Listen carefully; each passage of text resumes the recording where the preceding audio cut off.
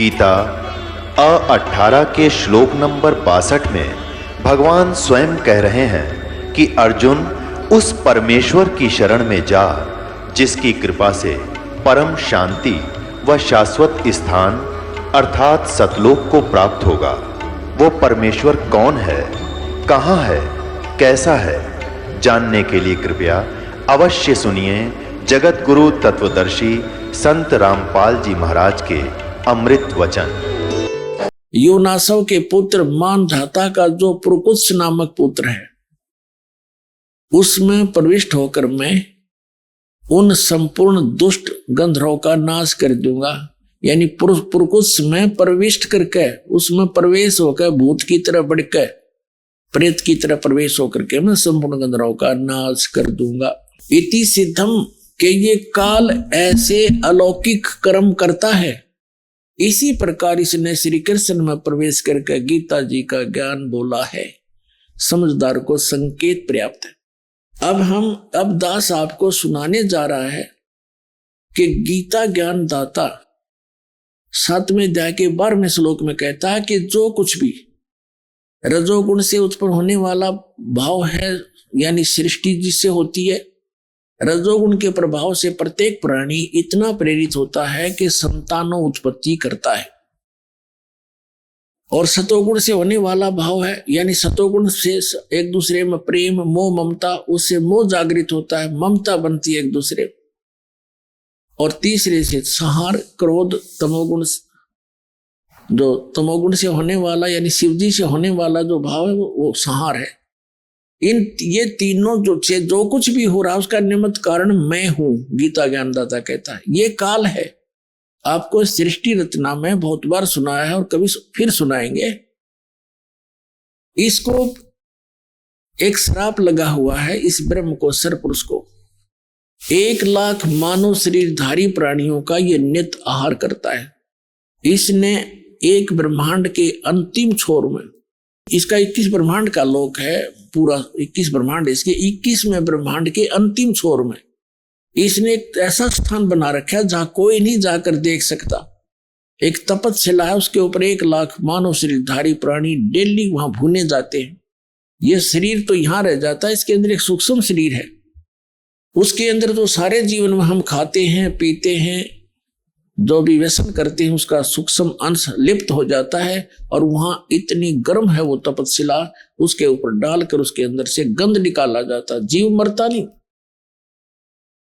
वहां मरता नहीं जीव, तो उसको ये खाता है।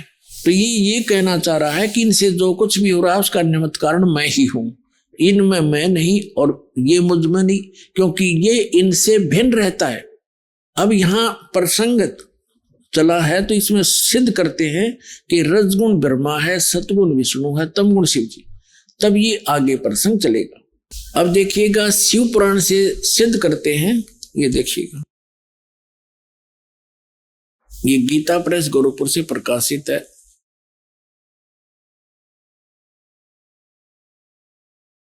संपादक है इसके, ये देखिएगा, संपादक है हनुमान प्रसाद पोदार। और ये कहां से, ये यहां से प्रकाशित है। ये है रुद्र संहिता और संक्षिप्त शिव पुराण, पृष्ठ नंबर 110 पे गीता प्रेस गोरखपुर से प्रकाशित, सचित्र मोटा टाइप। इस प्रकार ब्रह्मा, विष्णु और रुद्र, इन 3 देवताओं में गुण हैं, यानी रजगुण ब्रह्मा, सतगुण विष्णु, तमगुण शंकर। इन 3 देवताओं में गुण है, परंतु शिव गुणातीत माने गए। वो इन तीनों से अलग हैं। और यही गीता अध्याय नंबर 7 के श्लोक नंबर 12 में स्पष्ट कर रहा है कि इन तीनों गुणों से जो कुछ भी हो रहा, रजगुण से होने वाले भाव, सतगुण से होने वाली स्थिति, रजगुण से होने वाली उत्पत्ति और शंकर से होने वाले संहार, इनका मूल कारण तो मैं ही हूं। मेरे कारण ही हो रहा है, क्योंकि इसको 1,00,000 जीव मानव शरीरधारी प्राणी रोज खाने पड़ते हैं। और फिर ये कहता मैं इनमें नहीं और ये मुझ में नहीं। अब ये खुद यहां भी खुद कह रहा है कि वो इनसे न्यारे हैं, भिन्न हैं। अब ये कंसेप्ट और क्लियर करना पड़ेगा। यहाँ एक और शंका उत्पन्न हो जाएगी कि ब्रह्मा विष्णु रुद्र, तो रुद्र अन्य भी है जो 11 रुद्रों का सरदार है, वो रुद्र अलग है, और उन सभी रुद्रों का मुखिया ये शंकर भी है, तमोगुण शंकर, इसलिए इसको भी रुद्र कहते हैं, और 11 रुद्र अन्य भी है। तो ये भी स्पष्ट करना पड़ेगा कि ये ब्रह्मा विष्णु रुद्र और ये महेश इनसे अलग है, ये इनका पिता। एक समय जैसे दास ने बताया था कि ब्रह्मा और विष्णु का आपस में इस बात पर युद्ध हो गया। ब्रह्मा जी कहने लगे तू मेरा पुत्र है विष्णु जी से, और विष्णु जी कहने लगे तू मेरा पुत्र है। इन दोनों का झगड़ा हो गया, तो इनके बीच में एक लिंग खड़ा कर दिया, तेजो में स्तंभ, और ये फिर युद्ध करना बंद कर गए, उसके और छोर को खोजने में लगे। फिर वहां अपने पुत्र शिव के रूप में ये खुद आकर खड़ा हो गया, ये काल भगवान। और फिर इनको कैसे संबोधित करता है ब्रह्मा और विष्णु को, सुनिएगा। ब्रह्मा और विष्णु ने पूछा, प्रभु सृष्टि आदि 5 कर्तों के लक्षण क्या हैं, ये हम दोनों को बताइए। भगवान शिव बोले, ये काल है इनका पिता। भगवान शिव बोले, मेरे कर्तव्यों को समझना अत्यंत गहन है, तथापि मैं कृपा पूर्वक तुम्हें उनके विषय में बता रहा हूं। अब हमने 24-25 पे पढ़ लिया, अब 26 पे पढ़ते हैं, अपने मतलब की बात पढ़ेंगे।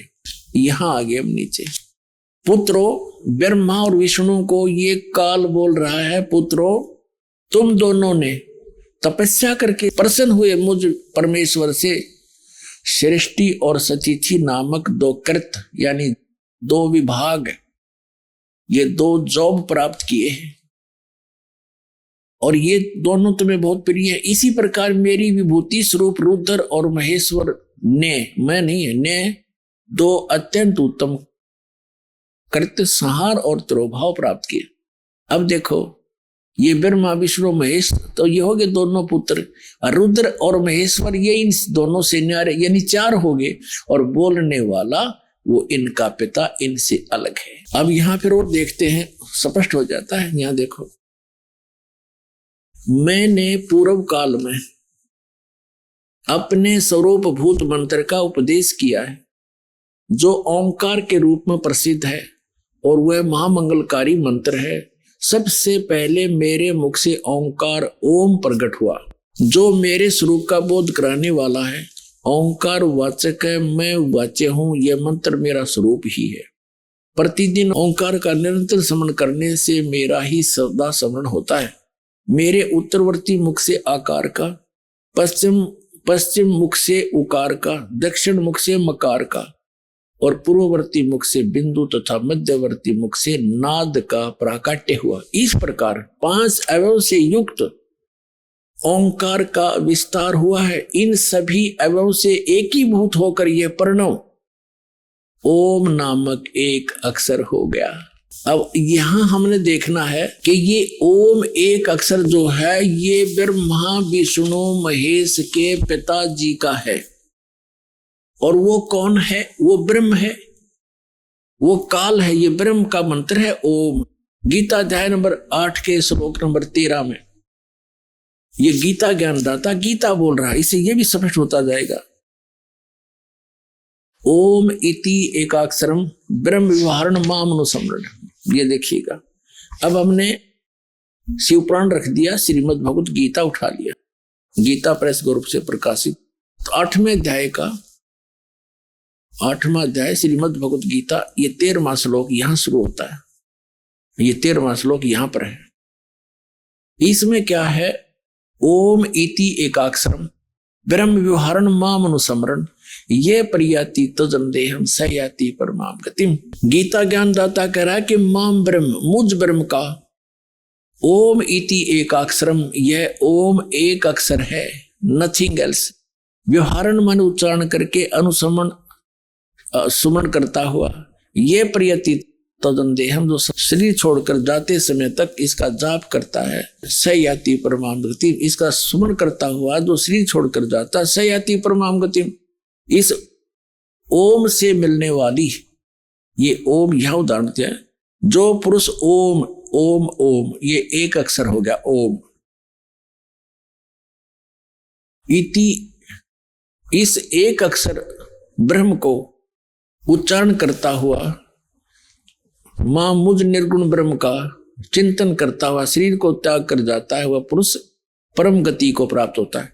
अब इसे ये सिद्ध हो गया कि उधर तो श्री शिव महापुराण में स्पष्ट हो गया कि ये ब्रह्मा विष्णु महेश रुद्र और महेश से जो पांचवा है वो इनका पिता है। वो शिव पुराण का वह संदेश दे रहा है और वो कह रहा है कि मेरा ओम मंत्र है। ओम ये 5 अवयवों से एकीभूत होकर एक ओंकार प्रणव रूप में ओंकार एक अक्षर हो गया।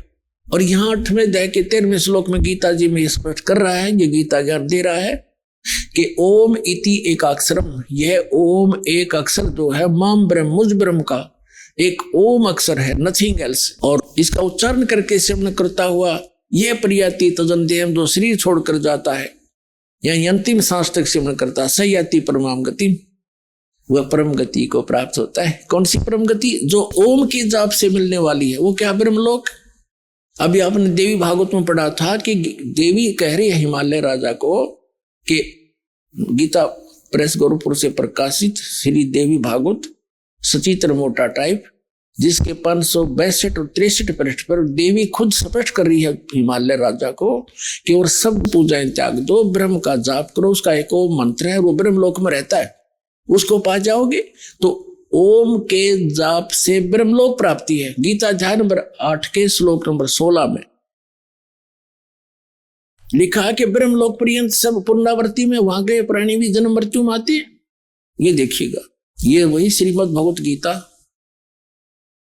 इसके 8वें अध्याय के अब 16वें श्लोक में क्या कहा है कि हे अर्जुन, ब्रह्मलोक पर्यंत सब लोग पुनरावृत्ति में। पुनरावृत्ति का इन्होंने यहां विश्लेषण भी किया है, अर्थात जिनको प्राप्त होकर पीछे संसार में आना पड़े ऐसे। तो इसे सिद्ध हो गया कि इससे भी परम गति नहीं हुई, क्योंकि जन्म मृत्यु है तब तक ये जीव सुखी नहीं हो सकता। और गीता अध्याय नंबर 15 के श्लोक नंबर 4 में कहा है कि तत्वदर्शी संत और तत्व ज्ञान की प्राप्ति के उपरांत परमेश्वर के उस परम पद की खोज करनी चाहिए, जहां जाने के बाद साधक फिर लौटकर कभी संसार में नहीं आते। तो अब जो प्रसंग चल रहा है, अब यहां तो जैसे प्रसंग चल रहा है कि हम इन श्री विष्णु जी श्री शिव जी की पूजा करते थे इष्ट रूप में, और भगवान 600 वर्ष पहले परमात्मा आए थे। कबीर जी वो कहा करते थे, 3 देव की जो करते भक्ति उनकी कदे ना हो मुक्ति। अब देखो, परमात्मा कहा करते ये भगवान नहीं है जिनको तुम पूज रहे हो, ये तुम्हें कोई भी लाभ नहीं दे सकते। अब यही प्रमाण आपको श्री शिव पुराण से करते हैं, ये विष्णु और ब्रह्मा ये भगवान नहीं है, मालिक नहीं है जिनको हम पूजा करते थे। ये देखिएगा श्री शिव महापुराण हिंदी टीका सहित भाग 1, ये कहां से प्रकाशित है? ये है श्री शिव महापुराण विद्या अवरिधि पंडित ज्वाला प्रसाद जी मिश्र कृत हिंदी टीका सहित। ये सारा देख लो। खेमरा श्री कृष्णदास प्रकाशन मुंबई 4, अब इसको मुंबई बोलते हैं। इसको आपको ले चलते हैं विद्वेश्वर संहिता के 11 पृष्ठ पे। ये देखिएगा पृष्ठ नंबर 11, शिव महापुराण पृष्ठ नंबर 11, विद्वेश्वर संहिता भाग 1 अध्याय 6 में नंदीकेश्वर बोले, हे योगेंद्र, आगे एक समय विष्णु भगवान शेष शैया पर अपने गरुड़ आदि पार्षदों से संयुक्त लक्ष्मी सहित शयन करते थे, विश्राम कर रहे थे। उस समय ब्रह्म ज्ञानियों में श्रेष्ठ ब्रह्मा जी अपनी इच्छा से वहां आए। सब प्रकार से सुंदर सेज पर शयन करते हुए कमल लोचन भगवान विष्णु से पूछने लगे, तुम कौन हो जो मुझे देखकर अभिमानी पुरुष के समान शयन करते हो? वत्स, बेटा उठो, देखो मैं तुम्हारा स्वामी आया हूं। ब्रह्मा जी बोले विष्णु जी को, मैं तुम्हारा मालिक आया हूं। आए हुए गुरु को देखकर जो अभिमान करता है उस द्रोही मूड का प्रायश्चित होना उचित है। यह सुनकर विष्णु जी के अंतर में तो क्रोध हुआ, लेकिन ऊपर से दिखाया नहीं, बाहर से शांत रहे और बोले, वत्स बेटा तुम्हारा मंगल हो, बैठो इस आसन पर विराजो। इस समय तुम्हारा नेत्र कुटिल और मुख वक्र क्यों है, यानी टेढ़ा मुंह क्यों कर रहा है, आंखें टेढ़ी क्यों कर रखी है क्रोध में। ब्रह्मा जी बोले, वत्स विष्णु, हे बेटा विष्णु, तुमको समय के प्रभाव से अभिमान है। हे पुत्र, मैं तुम्हारा रक्षक और जगत का पितामह हूं। विष्णु जी बोले, यह तो सब जगत मुझ में स्थित है, तुम चोर के समान किस प्रकार अपना कहते हो। तुम मेरी नाभि कमल से उत्पन्न हुए हो, इससे मेरे पुत्र हो, मुझे पुत्र कहना व्यर्था है। नंदिकेश्वर बोले, इस प्रकार ब्रह्मा विष्णु दोनों ही रजोगुण से मुक्त होकर विवाद करने लगे। मैं श्रेष्ठ हूं, मैं स्वामी हूं, ऐसा कहकर एक दूसरे को मारने की इच्छा से युद्ध करने में उत्सुक हुए। तब संपूर्ण देवता विमान में बैठकर उस महा अद्भुत युद्ध को देखने चले आए और आकाश से उनके ऊपर फूल बरसाने लगे। वारे देवताओं, अकल देखो इन देवताओं की। दो भाई लड़के मरने को तैयार हैं और ऊपर से फूल बरसाने को मरो कटके। शाबाश, बहुत अच्छा कर रहे हो। या परमात्मा कहते हैं, दास गरीब या चूक धरोधर ऊपर से लेकर नीचे तक बिजली पड़ रही है। अरे देवता कमावे और उन युद्ध मरते ने देखे, उन्होंने तो नीचे आकर हाथ जोड़ना चाहिए था, उनके बीच में खड़ा हो जाना चाहिए था। ये भगवान लड़ा नहीं करते, आप हमारे पूज्य होकर भी लड़ रहे हो तो हमारे ऊपर क्या असर पड़ेगा। अरे ये नो के ऊपर तो फूल बरसावे, मरो लड़के। ये हमारे देवता है तेरा गजब। अब ये ज्यादा ना हम अपने मतलब का सारांश लेते हैं। फिर क्या हुआ कि इनके बीच में उस काल भगवान ने, इनके पिता ने एक सतम खड़ा कर दिया, पिलर जिसको लिंग बोलते हैं, बहुत तेजों में, बहुत उसका और छोर कुछ नहीं था। तब ये दोनों उसके लड़ना बंद कर दिया और छोर खोजने में लगे। फिर वो स्वयं आ गया और उनसे क्या कहने लगा, देखिएगा। अब पढ़ेंगे विद्वेश्वर संहिता पृष्ठ, ये 17 पृष्ठ पे, ये पहले 11 पर पढ़ा था, अब 17 पर पढ़ रहे हैं। विद्वेश्वर संहिता भाग 1 अध्याय 9, वो 6 में पढ़ा था। अब यहां क्या, नंदिकेश्वर बोले, इस प्रकार भगवान ने उन नम्र हुए ब्रह्मा और विष्णु को अनुग्रह करके युद्ध में अनुग्रह करके ये कहा, उन दोनों की अज्ञानता और वैर को दूर करने के अर्थ दोनों से कहा भगवान ने, इस काल ने, इनके पिता ने। क्या कहता है कि मेरे सकल और निष्कल भेद से 2 स्वरूप हैं, परंतु और ईश्वर नहीं, इस कारण से ये 2 स्वरूप नहीं हो सकते। पहला सतम रूप, यानी पहले तो पिलर खड़ा कर दिया और बाद में पीछे मूर्तिमान रूप धारण किया और शिव रूप में आके खड़ा हो गया, धारण किया। इससे ब्रह्म रूप निष्कल है, ब्रह्म रूप निष्कल है, पिलर न तो ब्रह्म रूप का है, और ईश्वर रूप सगुण है, शिव रूप में आके खड़ा हो गया। ये मेरे ये दोनों रूप सत्य हैं, दूसरे किसी के नहीं हो सकते। इस कारण तुम दोनों को अथवा दूसरों को, ब्रह्मा और विष्णु को कह रहे हैं, ईश्वरताओं की प्राप्ति नहीं हो सकती। तुम दोनों ने अज्ञान से अपने को ईश माना, अपने को भगवान मान लिया। ये बड़ा ही अद्भुत हुआ। इसके दूर करने को ही मैं रण स्थान में आया। अब तुम दोनों अपना अभिमान त्याग कर मुझ ईश्वर में अपनी बुद्धि लगाओ। मेरे प्रसाद से लोक में सब अर्थ प्रकाश करते हैं। यहां क्या कहता, मैं ही परब्रह्म हूं और मेरा ही कल अकल रूप है। ब्रह्म होने से मैं ईश्वर हूं, अनुग्रह आदि का ही मेरा कर्तव्य है। अब ये हमने जो लेना है वो यही लेना था। आगे देखिए, अब हम आगे 18 पृष्ठ, वो 17 पृष्ठ था। अब हम अध्याय 10 पढ़ेंगे, विद्वेश्वर संहिता भाग 1 का। ये 9वां यहां समाप्त हो जाता है, ये 10वां प्रारंभ होता है। यहां आगे नीचे, हे पुत्रो, यह कृत आपने तब से प्राप्त किया है जो सृष्टि की उत्पत्ति और पालन कहता है, सो मैंने प्रसन्न होकर तुम्हें दिया है। इसी प्रकार दूसरे दो कृत रुद्र और महेश को ये चार सिद्ध करने थे दास ने, और पांचवा ये बोल रहा है, हे पुत्रो, ये तो ब्रह्मा और विष्णु के विषय में कह दिया कि जो सृष्टि की उत्पत्ति और पालन ये मैंने तुमको दिए हैं। इसी प्रकार दूसरे दो कृत रुद्र और महेश को प्रदान किए हैं, परंतु अनुग्रह कृत कोई भी पाने को समर्थ नहीं है। इससे ये क्या सिद्ध हुआ?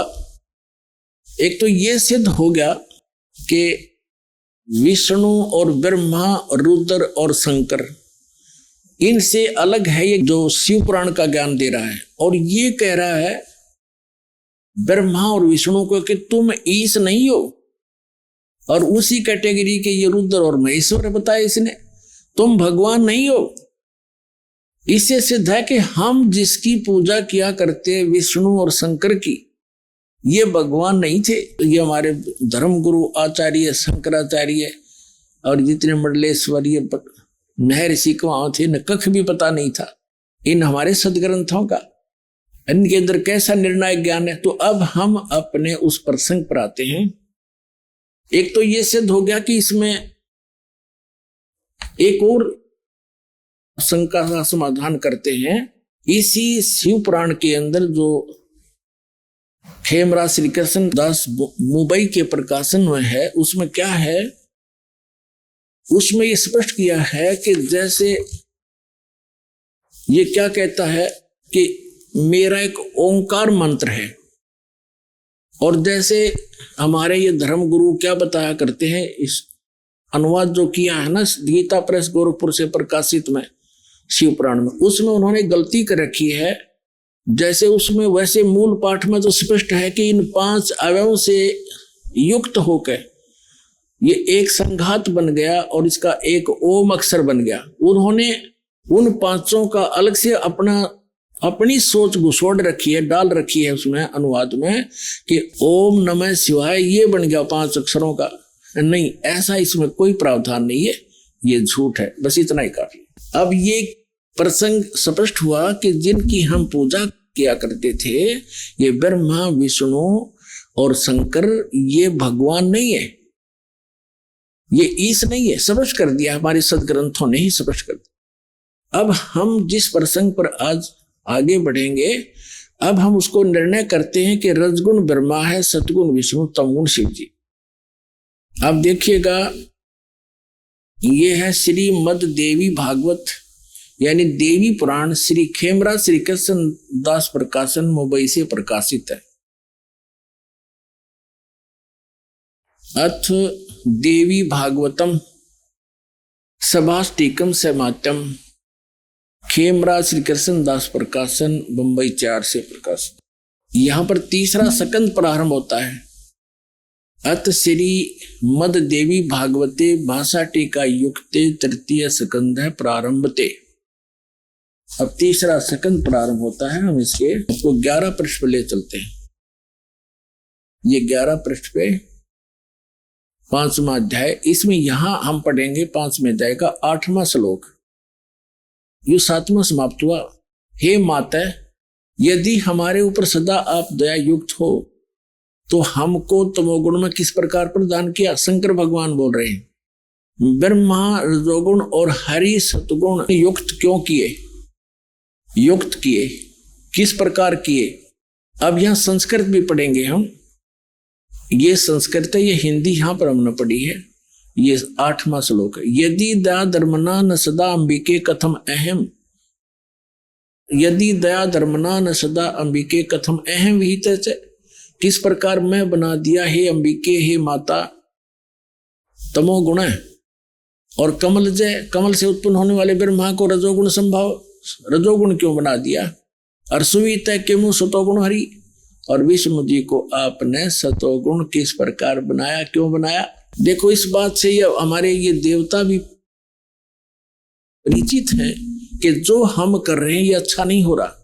इसलिए तो ये कह रहे हैं कि यदि आप हम पर दया युक्त हो तो हमारे को ऐसा क्यों बना दिया? ब्रह्मा से निकल रहे उसकी तरंगों से सब प्राणी प्रभावित होते हैं और सृष्टि उत्पत्ति करते हैं, बच्चे पैदा करते हैं, और विष्णु जी से निकल रही तरंगों से एक दूसरे में ममता में फंसे पड़े हैं, और मेरे से फिर एकदम संहार होता है। ये ऐसा क्यों हो रहा है? यदि आप हम पर दयालु हो, वो हमें ऐसे गुणों वाले क्यों बना दिया? मुझे तमोगुण क्यों बना दिया? इति सिद्धम रजगुण ब्रह्मा सतगुण विष्णु तमगुण शिव जी। एक तो आपको शिव पुराण में बता दिया, ब्रह्मा विष्णु महेश इन तीनों देवताओं में गुण है, और वो शंकर इनसे न्यारा है, वो गुणातीत माना गया। और अब आपको सिद्ध करते हैं मार्कंडेय पुराण में। मार्कंडेय पुराण गीता प्रेस गोरखपुर से प्रकाशित के 123 पृष्ठ पर देखिएगा।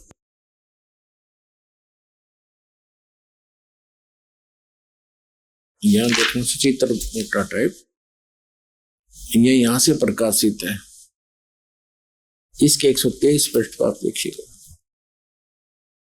ये 123 पृष्ठ है।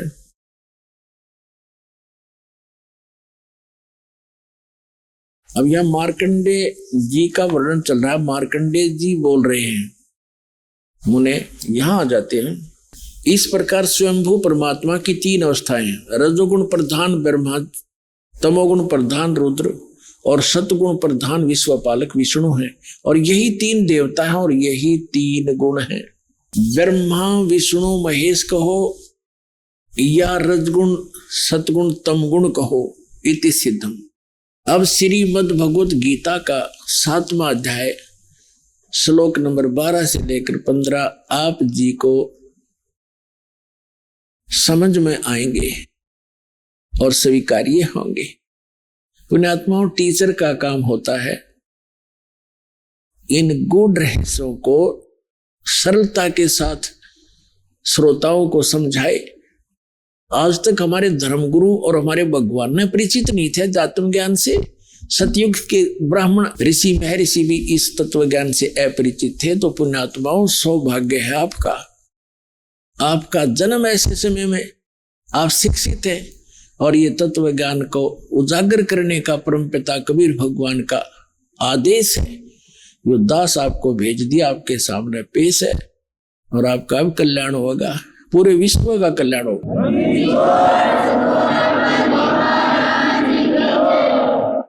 अभिति सिद्धम रजगुण ब्रह्मा सतगुण विष्णु तमगुण शिव जी। और अब देखिएगा श्रीमद् भगवत गीता, जयदाल गोयत का इसके अनुवादक है। 7वें अध्याय का हम वही 12 से लेकर 15 पढ़ेंगे।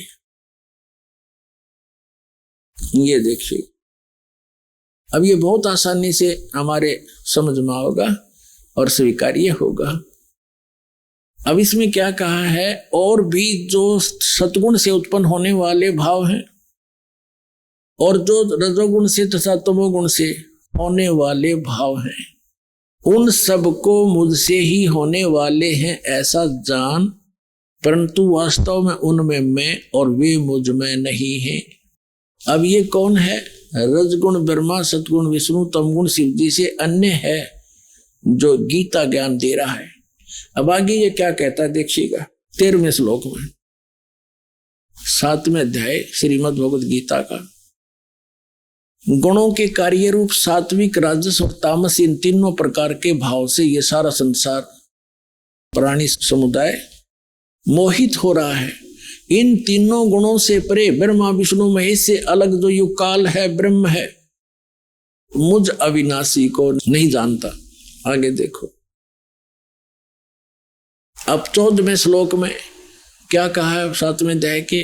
क्योंकि यह अलौकिक अर्थात अति अद्भुत त्रिगुणमयी मेरी माया रजगुण ब्रह्मा सतगुण विष्णु तमगुण शिव जी के द्वारा फैलाया गया ये जाल बड़ी दुस्तर है, खतरनाक है। और फिर कहते हैं जो पुरुष केवल मुझको निरंतर भजते हैं, यानी जो ब्रह्म साधना करते हैं, वे इस माया का से तरंती यानी इनसे ऊपर उठ जाते हैं। यानी जैसे विष्णु और शिव की जो साधना करते, ब्रह्मा की तपा कराया ही नहीं करते, इसने तो रिजेक्ट करे बैठे थे। जो विष्णु और शिव की भक्ति करते हैं उनको बहुत कम लाभ मिलता है, और ब्रह्म की साधना करने वाले ब्रह्म लोक में चले जाते हैं, वहां काफी समय तक और वहां ज्यादा सुख सुविधाएं हैं। लेकिन ब्रह्म लोक में गए हुए प्राणी 20 जन्म मृत्यु के अंदर ही है। इसलिए ये स्वयं स्वीकार करता गीता ज्ञानदाता अध्याय नंबर 4 के श्लोक नंबर 5 और 9 में, गीता अध्याय नंबर 2 के श्लोक नंबर 12 में, गीता अध्याय नंबर 10 के श्लोक नंबर 2 में कि अर्जुन तेरे और मेरे बहुत जन्म हो चुके हैं, तू नहीं जानता, मैं जानता हूं, मेरे कर्म और जन्म अलौकिक है। इसलिए ये कहता कि मेरा साधक भी मेरी ही 7वें अध्याय के 18वें श्लोक में आगे आएगा कि मेरी साधना भी अनुत्तम है, घटिया है, क्योंकि जन्म मृत्यु ना साधक की मिटे ना मेरी मिटे, खुद कहता है।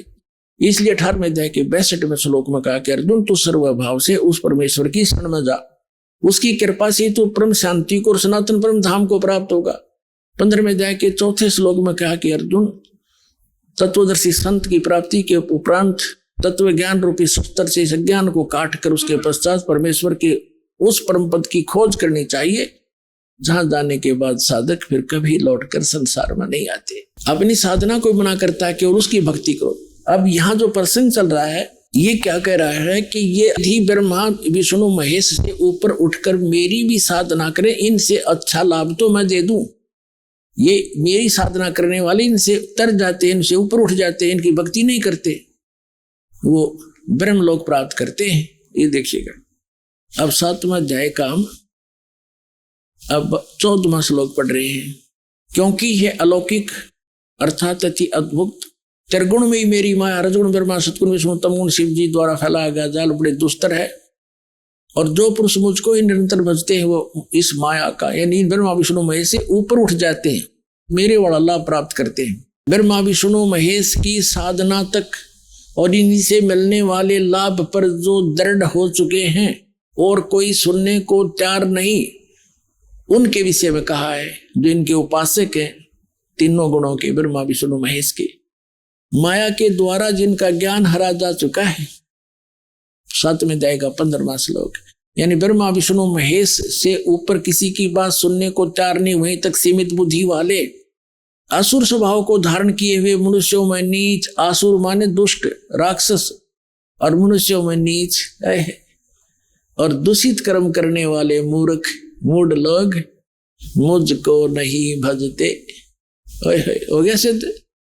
अब क्या कह रहा है गीता ज्ञानदाता भी, इस कंसेप्ट को क्लियर करना पड़ेगा।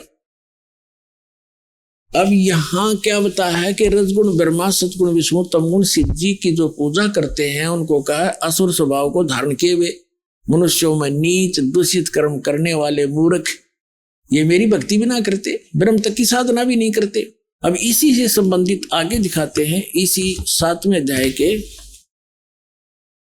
20, 21, 22 में।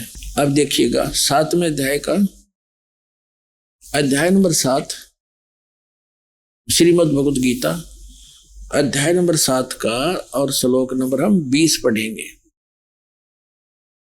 उन भोगों की कामना द्वारा जिनका ज्ञान हरा जा चुका है, ब्रह्मा विष्णु महेश से मिलने वाले जो अक्षीणिक लाभ हैं वहीं तक सीमित है, जिनकी बुद्धि अपने स्वभाव से प्रेरित होकर उस नियम को धारण करके अन्य देवताओं को भजते हैं, पूजते हैं, ब्रह्म को छोड़कर ब्रह्मा विष्णु महेश की पूजा करते हैं। आगे देखो 21 में, 21वां श्लोक यहाँ है। जो भक्त जिस देवता के स्वरूप को श्रद्धा से पूजना चाहता है उस भक्त की श्रद्धा में उसी देवता के प्रति स्थिर करता हूं।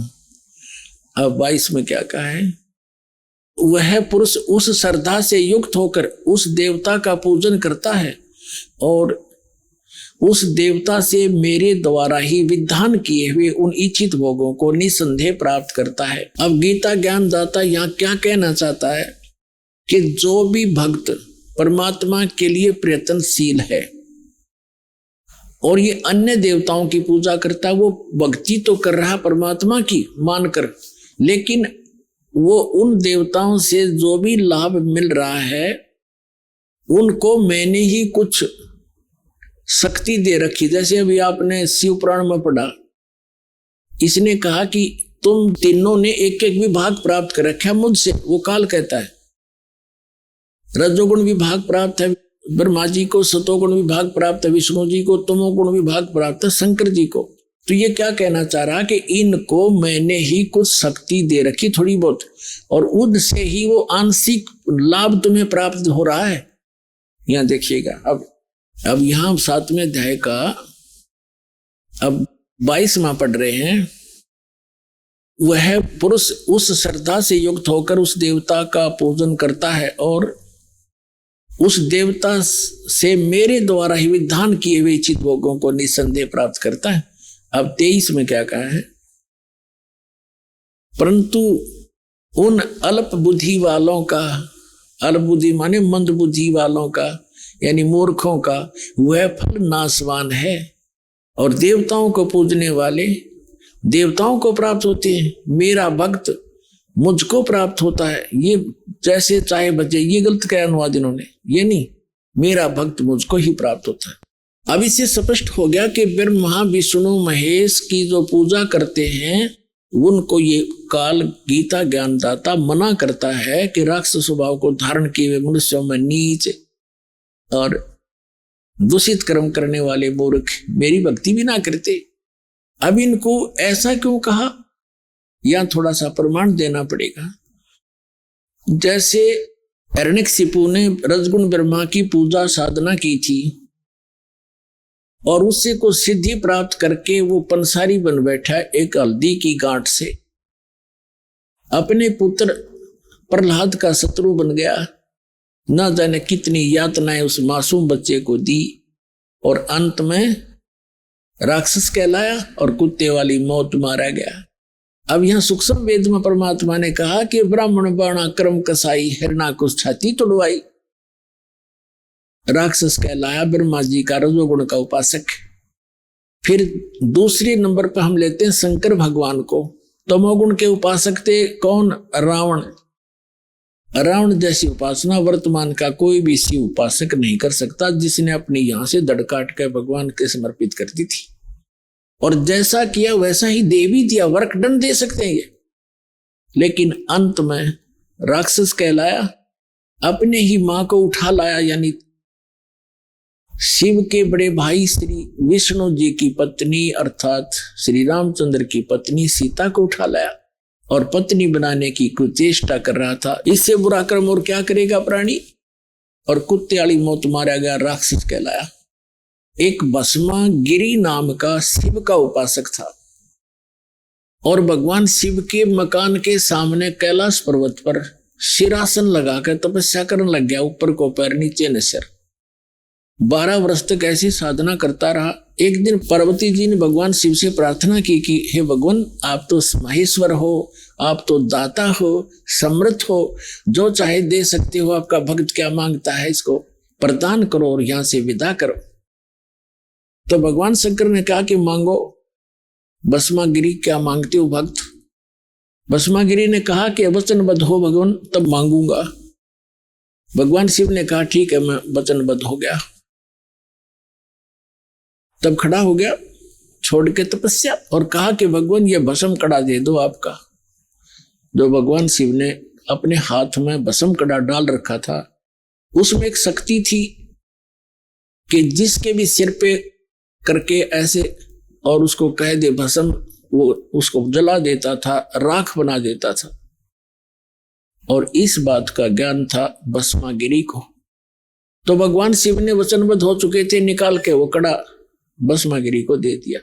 ज्यों ही वो भस्म कंडा हाथ में आया, उसी समय तेवर बदल गया। वो शिव का पुजारी, तमोगुण का उपासक, और कहा शिव जी होले होशियार, अब तुझे मारूंगा, पार्वती को अपनी पत्नी बनाऊंगा। और चला ऐसे करके भगवान शिव भाग लिए।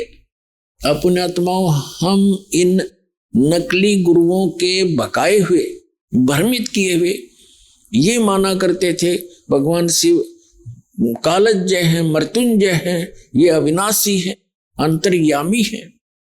ये तो कोई सा भी ना पाए, ना अंतर्यामी थे भगवान शिव और ना ये अविनाशी थे। अविनाशी होते डर के क्यों भागते? वहां खड़े हो जाते, आ भाई कर भस्म, और भाग लिए।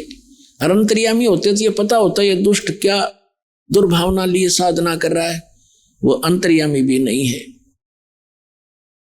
आपको पता ही है कि फिर भगवान ने स्वयं आकर पार्वती रूप बनाया, विष्णु जी ने नहीं। वो एक ही मालिक है जो सबके दुखों को दूर करता है, लेकिन बाद में विष्णु रूप बना लिया। शिव जी को यकीन ना हुआ हो इस बात का। पार्वती रूप बना के भस्मागिरी को मारा, भस्मा असुर कहलाया, फिर उसके बाद वो राक्षस। तो कहने का भाव ये है कि शिव का उपासक कैसा दूषित कर्म भगवान माने और उसकी पत्नी पर बुरी नीत कर रहा है, इसे दुष्कर्म करने वाला कौन होगा? राक्षस स्वभाव को धारण किए हुए मनुष्यों में नीच दूषित कर्म करने वाला मूर्ख। अब 3-4 गालियां इकट्ठी दे रखी है। अब बात रही विष्णु जी के सतोगुण के उपासकों की। एक बार कुंभ मेले की पर भी लगी हरपेड़ी हरिद्वार में, और वहां उस समय जब ये पर भी लगती है स्नान की कुंभ के मेले की, तो सभी गिरी अलग से पूरी न्यारे, कनपाड़े अलग से, नागा न्यारे, वैष्णु अलग से और नाथ, ये सभी अलग अलग जाकर के अपने अपने ग्रुप में अपने प्रमुख के साथ वहां बैठ जाते हैं। और स्नान करने के लिए जब चलते हैं तो वो अलग अलग ग्रुप में ही चलते हैं। उस निश्चित समय पर हर की पैड़ी पे हरिद्वार के अंदर पर भी का समय था। सबसे पहले नागा, ये भी तमोगुण शिव के उपासक है, ये जाकर के हर की पैड़ी पे छा गए, कोई 1000, 50, 60 हजार की संख्या में। उधर से पीछे से सतोगुण के उपासक वैष्णव आ गए। उन वैष्णव ने आकर नागाओं से कहा कि नागाओं, तुम बाद में स्नान करना, हम सर्वश्रेष्ठ हैं, हम सतोगुण विष्णु के उपासक हैं और पहले हम स्नान करेंगे। अब नागा कहने लगे, नहीं, हम सर्वश्रेष्ठ हैं, हम त्यागी और बैरागी हैं, हम वस्त्र भी ग्रहण नहीं करते, हम सर्वश्रेष्ठ हैं, हम कोई इच्छा नहीं रखते। तो वैष्णव उपासकों ने फिर से दोहरा दिया कि तुम काहे के श्रेष्ठ हो, तुम टट्टी के हाथ भी नहीं धोते, राख लपेटे रहते हो, पशु की तरह नंगे फिरते हो, सरड फरड़ो, तो बाहर आओ, प्रथम हम स्नान करेंगे। अब वहां स्नान सनून तो भूल बाल गए, वह आपस में लड़ मरे, तलवार निकाल लाए, कुछ छुर्रे घोंप दे, एक दूसरे को मुंह से काटे और उसके बालों को पकड़ा है, बुरा हाल मचा दिया, कत्ले आम कर दिया। कहते हैं 25,000 ये त्रिगुण उपासक, ये ब्रह्मा विष्णु शिव के उपासक वहां कटका मर गए। इसके विषय में सुख संवेद में परमात्मा ने कहा है, तीर तुपक तलवार कटारी जम दड़जोर बधावे हैं, हर पैड़ी हर हेत नहीं जाना, और वहां जाते एक चलावे, काटे शीश नहीं दल करुणा ये जग में साध कवावे हैं, और जो जन इनके दर्शन को जावे उनको भी नरक पठावे। क्या बताया कि काटे शीश। आइए अब हम उन श्रद्धालुओं के अनुभव जानते हैं जो जगत गुरु तत्वदर्शी संत रामपाल जी महाराज जी से दीक्षा प्राप्त कर चुके हैं तथा उनके द्वारा बताए गए भक्ति मार्ग पर चल रहे हैं। नमस्कार सर। नमस्कार सर, क्या नाम है आपका? कमल सिंह। कमल सिंह जी, आप कहाँ से हैं? गांव कासन, जिला गुड़गांव, हरियाणा से। कमल सिंह जी, आप अपने अनुभव बताने के लिए आज हमारे चैनल्स पर आए हैं। आपके हाथ में कुछ रिपोर्ट्स हैं, इनके बारे में हम बाद में बात करेंगे। पहले हम आपसे जानना चाहते हैं कि कौन आपके गुरु हैं? मैंने संत रामपाल जी महाराज से 2008 में नाम दीक्षा ली थी। 2008 में नाम दीक्षा लेने के बाद मैंने परमात्मा के नाम से अपने आप को विमुख कर लिया। उसके बाद मैंने पुनः अगस्त 2022 में दोबारा संत रामपाल जी महाराज से नाम दीक्षा ली। संत रामपाल जी महाराज का नाम छोड़ने के बाद मैं वही पारंपरिक साधनाएं श्री कृष्ण जी को इष्ट और हनुमान जी को इष्ट मानने लगा और उनको पूजने लगा जैसे पहले पूजता था, और मेरे को सारे सुख जैसे मिलते थे वैसे मिलते चलते गए।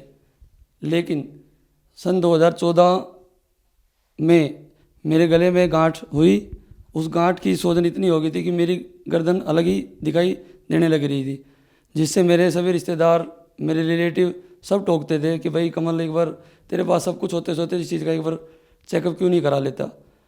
फिर भी मैंने सोचा कि सब कह ही रहे हैं तो क्यों नहीं एक बार टेस्ट करा ही लेता हूँ, गांठ होएगी तो नॉर्मल सी है कि सर्जरी से निकल जाएगी। तो मैंने फरीदाबाद एशियन हॉस्पिटल में उस अपनी गांठ का इलाज शुरू करा सितंबर 2014 में। तो वहाँ मेरी गांठ का ऑपरेशन हुआ। ऑपरेशन को डॉक्टर ने लैब में भेजा। लैब में भेजने के बाद वहाँ से जो रिपोर्ट आई, उन्होंने बताया कि आपको कैंसर है, ये कैंसर की गांठ है, लिम्फोमा कैंसर जिसे बोलते हैं। उन्होंने 3 गांठें बताई, आपका ट्रीटमेंट चलेगा कम से कम 6 महीने। उन्होंने कहा कि आपका खर्चा लगभग 3 से 4 लाख रुपए लगेगा। डॉक्टर बोला कि आपकी फर्स्ट स्टेज है, ठीक हो जाओगे। मैंने कहा, उस टाइम मेरे पास पैसा सब कुछ था, मैंने सोचा कि चलो डॉक्टर ने कहा है कि फर्स्ट स्टेज का कैंसर है, ठीक हो जाएगा तो ठीक हो ही जाऊँगा। तो फिर मैंने डॉक्टर के कहने के मुताबिक अपना 6 महीने कीमोथेरेपी ली।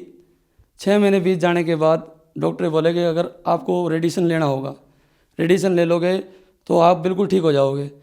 तो मेरे को पता था, क्योंकि 2011 में मेरी माताजी को भी कैंसर हुआ था, तो मुझे पता था कि रेडिएशन से शरीर में काफ़ी साइड इफ़ेक्ट होते हैं, इतनी तो मुझे पता था।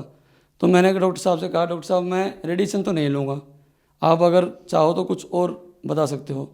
उन्होंने कहा कि अगर आप रेडिएशन नहीं ले सकते तो आप 6 महीने और कीमो ले लो, उससे है कि आपकी बीमारी बिल्कुल ख़त्म हो जाएगी और आप पहले की तरह स्वस्थ हो जाओगे। तो मैंने कहा, सर ठीक है, मैं 6 महीने कीमोथेरेपी और ले लूँगा। उन्होंने कहा कि आपके 3 से 4 लाख खर्चा और लगेगा। मैंने सोचा कि भाई 3 लाख जब लगा दिए हैं तो चलो 3-4 लाख और सही, तो मैंने वो भी किया।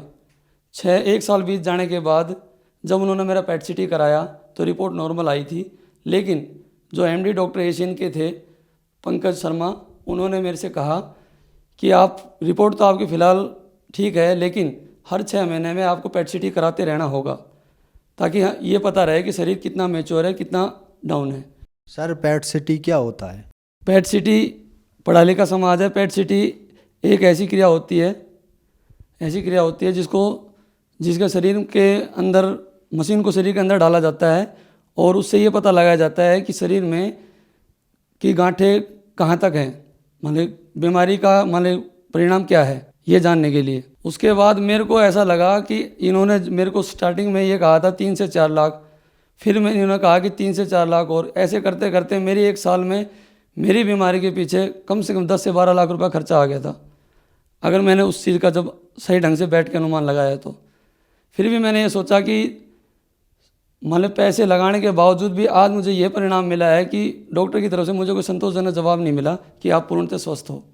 तो मैंने अपनी भक्ति साधना जो मैं करता था वो करता रहा और मैंने कोई इलाज नहीं कराया। फिर उसके बाद धीरे धीरे जैसे जैसे मैं अपना जो फाइनेंस का काम करता था उसमें भी मेरे को लॉस हो गया, कम से कम मैं 30 से 40 लाख रुपए कर्जे में चला गया। ऐसे चलते चलते मेरे को बहुत ही डिप्रेशन और बहुत ही मानसिक तनाव होने लगा कि लोगों का कर्जा मैं कैसे दूंगा, किस तरीके से दूंगा। इधर बीमारी और इधर मेरा जो बिज़नेस था वो भी मेरा ठप हो चुका था बिल्कुल, जिससे मैं काफ़ी डिप्रेशन में आ चुका था, लेकिन मैं किसी को बताता नहीं था, लेकिन अंदर ही अंदर अपने आप को बड़ा दुखी महसूस करता था। फिर भी मैं इस चाह में लगा रहता था कि शायद भगवान कभी मेरी सुनेगा किसी तरीके से। जिसने जो बताया, जो भी तांत्रिक ओझा सबके पास मैं गया शांति निवारण के लिए, ताकि किसी ने कहा कि आपके ऊपर शनि की ढैया है, शनि की 7.5 है, कभी कुछ, तो मैं ये सब करता रहा। मेरे को संतान में लड़के सुख नहीं था। मेरी शादी को 12 साल हो चुके थे। 2018 में मुझे पुत्र की प्राप्ति हुई, तो मैं अपने आप को सोचने लगा कि शायद मेरा अब समय सही आ जाएगा, लेकिन ऐसा नहीं हुआ। समय को कुछ और ही मंजूर था। सन 2021 में आते आते मेरे ऊपर कर्जे का भार इतना हो गया कि मैं 50 लाख के कर्जे के नीचे आ गया था, लेकिन मैंने किसी को बताया नहीं। खुद अपने अंदर मेंटेन करता रहा, चलता रहा कि शायद ही कभी ना कभी भगवान मेरी सुनेगा। इस चाह में मैं चलता रहा। अगस्त 2021 में मेरी लड़की, जिसकी उम्र मात्र 8 साल थी, वो 2nd फ्लोर से नीचे गिर गई। मेरे ऊपर दुखों का इतना भयंकर पहाड़ टूट गया कि मैं बता नहीं सकता। उस टाइम पे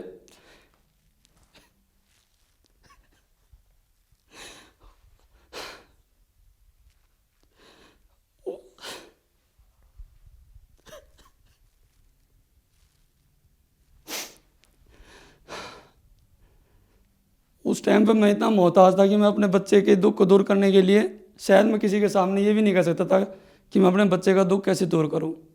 फिर भी रिश्तेदारों का सहयोग, सबका सहयोग होने के बावजूद मैंने अपनी लड़की का इलाज कराया। यहाँ तक कि मैंने अपनी लड़की के इलाज में अपनी गाड़ी तक को बेच दिया, क्योंकि संतान के दुख के आगे माँ बाप बिल्कुल लाचार हो जाते हैं। उसके बाद मैंने लड़की को एडमिट कराया। मेरी लड़की 3 दिन MRI में RV हॉस्पिटल सेक्टर 85 में एडमिट रही, लेकिन उसका कोई भी रिस्पॉन्स मेरे को नहीं मिला। क्या तकलीफ थी उसको? उसके शरीर में क्रैकिंग आ गई थी सर। सेकंड फ्लोर के गिरने के बाद इतनी भारी स्लोट बन चुके थे कि डॉक्टर साहब ये कह रहे थे कि भाई शायद ही है कि आपकी लड़की को हम बचा पाएँ। साफ साफ लफ्ज़ों में तो उन्होंने नहीं कहा, लेकिन उनकी बातों से जाहिर ऐसा ही हो रहा था। लेकिन फिर भी मैंने भगवान में चाह रखी, भगवान से मांगता रहा, जिसे मैं इष्ट मानता था श्री कृष्ण भगवान को, कि भगवान जो भी मैंने अपनी लाइफ में बुरे कर्म करे हों, बुरे पाप करे हों, उनकी सज़ा मेरे बच्चे को ना दो। मैंने सब कुछ भगवान के ऊपर छोड़ दिया कि भगवान अब तू ही है जो कुछ है। लेकिन बड़े भाई साहब दिनेश भगत जी के अनुसार उन्होंने जो मेरे को बताया, उन्होंने कहा कि भाई तू मेरी बात मान, परमात्मा से अरदास लगा, संत रामपाल जी महाराज। उनके कहने से फिर भी मेरे को ऐसा लगा कि नहीं, भगवान तो मैं जिसको मानता हूँ वही है, सब कुछ करने वाला वही है। मैं अपनी भक्ति में लीन रहा। उसके बाद ज़्यादा जोर देने के बाद भाई साहब ने कहा कि भाई देख ले कमल, तू यहाँ पे 3 से 4 लाख रुपए तू लगा चुका लड़की के पीछे, और वो भी पता नहीं लड़की का कोई रिस्पॉन्स भी नहीं है इलाज में, तो आगे क्या होगा। तो उस टाइम गौतम भगत जी रात को 11 बजे मेरे पास आए, मेरे को वहाँ से उठाया। मैं बेंच पे रो रहा था। मैंने अब लड़की का तो मेरे से बयान नहीं हो पाया, तो मैं रोते रोते गौतम भगत जी बोले आप मेरे साथ चलो। गौतम भगत जी मुझे बाहर लेके गए, उन्होंने मेरे को सांत्वना दी, चुप कराया। उसके बाद उन्होंने बताया कि कमल भाई देख, तेरे ऊपर कितने दुख टूटे, आज तक तेरे को कोई सुख मिला हो तो बता, लेकिन तूने सुख की चाह में सब कुछ, मान ले तेरे को सब कुछ होते हुए भी तूने सच्चे परमात्मा को याद नहीं किया। ठीक है, मैं उनकी सारी बातें सुनता रहा, लेकिन मेरे कहने मात्र से एक बार सच्चे परमात्मा से अरदास लगा के देख। परमात्मा वो दयालु परमात्मा है जो सब अपने भक्तों को दुखी नहीं देख सकते, और वो सब कुछ ठीक कर देंगे। उन्होंने बताया कि आप एक बार संत रामपाल जी महाराज से अरदास लगाओ, वो आपकी सारी बातें पूरी करेंगे। तो मैंने उनकी बातें सुनी, अपने मन ही मन में यही विचार लगाया, हे बंदी छोड़, अगर आप हो, सच में आप हो, मैंने आपका ज्ञान 2008 में सुना था, लेकिन आज सच में अगर आप हो तो मेरी लड़की को पहले जैसा स्वस्थ कर दो। बस मैंने मन में इतने भाव बनाए थे, वो भाव मैंने गौतम भाई साहब के सामने भी नहीं रखे। उनको सिर्फ मैंने एहसास भी नहीं होने दिया कि मैंने अपने मन में ये बयां किया है। और उसके आधे घंटे के बाद लड़की को हमारे रूम से बाहर निकाला गया। डॉक्टर साहब ने कहा कि अगर सुबह 8 बजे तक लड़की को होश आ जाता है तो लड़की ठीक है, नहीं तो हम कुछ नहीं कह सकते। फिर भी ये भरोसा था कि भाई लड़की शायद ही, पता नहीं अब क्या होगा। तो ऐसे करते करते सुबह के जब 8 बजे, लड़की को 7 बजे ही होश आ गया। और लड़की ने सबसे पहले अपने मुंह से, जो लड़की 10 दिन से कुछ बोली नहीं थी, सिर्फ इशारों में बात कर रही थी, वो लड़की बोली पापा। ये सुन के मुझे बहुत अच्छा लगा। मैं सोचा कि शायद मेरे इष्ट ने मेरी सुन ली। तब भी मैं श्री कृष्ण जी भगवान को सर्वोपरि मान रहा था, लेकिन उस परमात्मा को मैंने बिल्कुल भी क्रेडिट नहीं दिया। मैंने सोचा कि शायद जिस भगवान को मैं इष्ट मानता हूँ उसने मेरी सुन ली। मेरे को परमात्मा ने वहाँ पर भी, संत रामपाल जी महाराज ने वहाँ पर भी मेरा समर्थन किया, और मेरी लड़की को बिल्कुल पहले की तरह डॉक्टर के मुख से ये कहला दिया कि आज आपकी लड़की बिल्कुल ठीक है। वहाँ भी मैंने अपने इष्ट भगवान श्री कृष्ण जी को ही क्रेडिट दिया, ना कि संत रामपाल जी महाराज को। जब मैं हॉस्पिटल से लड़की को लेके आया था, तब मैंने गौतम भाई साहब से ये कहा था कि मेरी लड़की जब पूर्णतः ठीक हो जाएगी तो मैं संत रामपाल जी महाराज से नाम दीक्षा लूँगा। लेकिन लड़की के पूर्णतः ठीक हो जाने के बाद भी मैं नाम दीक्षा लेने नहीं गया और अपने सांसारिक सुखों में फिर खो गया। ऐसे करते करते जब 2 महीने बीत गए, तब मैंने सोचा कि आज मेरे सारे काम निपुण हो गए, मेरी लड़की, मेरे बच्चे सब ठीक है और मेरा काम कार्य सिद्ध हो चुका है। मैं उस चीज़ में, अहंकार में इतना आ गया था कि मांस मदिरा के सेवन में इतना खो गया कि जो मैं काम सुबह शाम को किया करता था वो मैं सुबह दोपहर किसी टाइम भी शुरू हो जाता था, लेकिन मैंने कभी परमात्मा को सच्चे मन से याद नहीं किया। ऐसे करते करते जब 3 महीने बीत गए, मेरा शरीर कमज़ोर होने लगा धीरे धीरे। तो मैं सोचा कि शायद घर का काम चल रहा है, इसी वजह से थोड़ी टेंशन और डिप्रेशन की वजह से शरीर कमज़ोर हो रहा है। मेरी अब इतनी हैसियत नहीं थी कि मैं अपना दोबारा इलाज एशियन में करा सकूँ, क्योंकि मेरे पास कर्जे की मार इतनी ज़बरदस्त थी, तो जो मैंने किसी को बताया भी नहीं था। वो बात सिर्फ मेरे और मेरी पत्नी के तक सीमित थी। मेरे ऊपर 50 लाख का कर्जा हो चुका था, जिससे कि मैं अपनी बीमारी को अफोर्ड नहीं कर सकता था। मेरे एक रिलेटिव के कहने से मैंने सोचा कि भाई एम्स दिल्ली में शायद इस चीज़ का इलाज संभव हो सके, तो मैंने अपना इलाज वहाँ शुरू कराया। वहाँ पे जब उन्होंने मेरा इलाज स्टार्ट किया तो उन्होंने मेरा सबसे पहले FNC कराया, जो मेरे शरीर के अंदर गांठें थी। उस FNC की डेट 15 दिन के बाद जो रिपोर्ट आई, उसमें मेरे को NHL, जिसे नॉन हॉजिकल लिम्फोमा बोलते हैं, वो पाया गया, जिसे हम शुद्ध भाषा में ये भी कह सकते हैं ब्लड कैंसर। जो खून के अंदर एक स्लॉट बनता है, खून में गांठें हो जाती हैं, जो कि मैं अपनी रिपोर्ट साथ ले आया हूँ, जो मैं आपको दिखाना चाहता हूँ। ये जो आप पूरे शरीर में काले काले धब्बे दिखाई दे रहे हैं, ये मेरे पूरे शरीर में ब्लड कैंसर की गांठें हैं, जो कि खून की नसों के अंदर होती हैं, जिसे आप डॉक्टरी रिपोर्ट के अनुसार जो उन्होंने स्टेज निकाली वो मेरी 4 स्टेज एडवांस थी, जिसमें ये कहा जाता है कि इंसान 3 से 4 महीने ही शायद पकड़ता हो। लेकिन फिर भी उन्होंने मेरी उम्र को देखते हुए 35 साल, डॉक्टरों ने सोचा कि शायद ही है कि ट्रांसप्लांट इनका इलाज हो, तो उन्होंने मेरे से कहा कि इसका इलाज एक ट्रांसप्लांट है। 3 दिन तक मुझे कोई दवाई, कोई डोज नहीं दी गई। तो डॉक्टर जो वहाँ की नेहा मैडम जो एमडी थी, उन्होंने कहा कि अंकल जी आपको पता है कि इनको बीमारी क्या है? इनको ब्लड कैंसर है, और वो भी 4 स्टेज का। डॉक्टर के कहने के मुताबिक मैंने अपना ट्रांसप्लांट कराया। ट्रांसप्लांट कराने के बाद जब मेरे को घर लाया गया तो मेरा शरीर इतना कमज़ोर हो गया था कि मेरा शरीर का वज़न मात्र 48 किलो रह गया था, जो कि 65 किलो था। मैंने सोचा कि आज मैंने ट्रांसप्लांट करा लिया है, जो डॉक्टर के मुताबिक जैसा डॉक्टर ने बताया था, तो मैं ठीक हो जाऊंगा। मेरे मन में ये भाव थे। उसके बाद डॉक्टर के डिस्चार्ज करने के बाद मेरी हालत, उसके 1 हफ्ते के बाद मेरी हालत इतनी बिगड़ गई कि शायद मैं बता नहीं सकता। मेरी प्लेट 20,000, जो कि डिस्चार्ज होने पे मेरी 1,25,000 थी, मात्र 20,000 आ गई। मेरा ट्रांसप्लांट भी सक्सेसफुल नहीं हुआ है। वहाँ मेरा सारे संशय ख़त्म हो गए, जो भी मेरे मन में थे कि मैं ठीक होऊंगा या ठीक हो जाऊंगा। उसके बाद जब मैं घर आया तो मेरे अंदर वो एनर्जी नहीं थी जो पहले थी। मैं बिल्कुल टूट चुका था अंदर से, लेकिन मैंने किसी को नहीं बताया, अपने अंदर ही अंदर उस बातों को रखा। उसके 1 हफ्ते के बाद मैंने के अंदर ये प्रेरणा हुई कि भाई इंसान का सब जीवन व्यर्थ है जब तक कि गुरु ना बना लिया जाए। ये सब धारणा मेरे अंदर बनी, और उस रात जब मैं सोया तो मेरे अंदर ये भाव फिर भी बना। परमात्मा मेरे सपने में आया और उन्होंने कहा कि बेटा, अब तक तूने जो कुछ किया, तूने अपने अहंकारवश जो भी किया, जैसे भी किया, वो सब व्यर्थ था, लेकिन अब भी समय है, तू मेरी शरण में आ जा। फिर मैंने संत रामपाल जी महाराज से नाम दीक्षा ली और उनके बताए हुए नियमों को, जैसे भी उन्होंने साधना के नियम बताए, उनको फॉलो किया। और उसके बाद जो मेरे लाइफ में चमत्कार हुए वो आपके सामने हैं, जो कि मैं दिखाना चाहता हूँ। संत रामपाल जी महाराज से नाम दीक्षा लेने से पहले जो मेरी रिपोर्ट थी वो ये है जो आप देख सकते हो।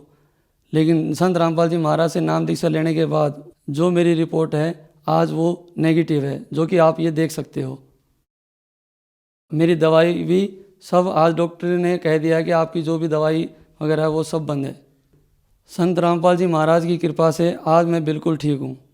सर, संत रामपाल जी महाराज से नाम दीक्षा लेने के बाद आपको बहुत सारे लाभ मिले। आपने पॉजिटिव रिपोर्ट भी दिखाई और नेगेटिव रिपोर्ट भी दिखाई। ये मेडिकल साइंस में बहुत बड़ा चमत्कार है। जो दर्शक आज आपको टीवी पर देख रहे हैं, आप उनके लिए एक बहुत बड़ा उदाहरण है। अगर वो इस सब चीज़ों से परेशान है, किसी को कैंसर है या किसी को कोई भी प्रकार की समस्या है, अगर वो आपकी तरह लाभ लेना चाहते हैं संत रामपाल जी महाराज से, तो उनको क्या करना होगा? संत रामपाल जी महाराज के सत्संग साधना टीवी चैनल पे आते हैं, वहाँ एक पीली पट्टी चलती रहती है, वहाँ पे नंबर दिखाई देते हैं। उन नंबरों पे कॉल करके अपने नज़दीकी नामदान केंद्र में संपर्क करके आप संत रामपाल जी महाराज से गुरु दीक्षा ले सकते हैं। धन्यवाद सर। धन्यवाद।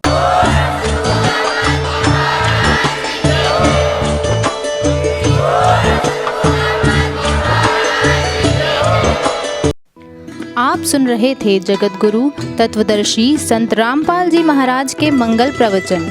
अधिक जानकारी के लिए संपर्क करें।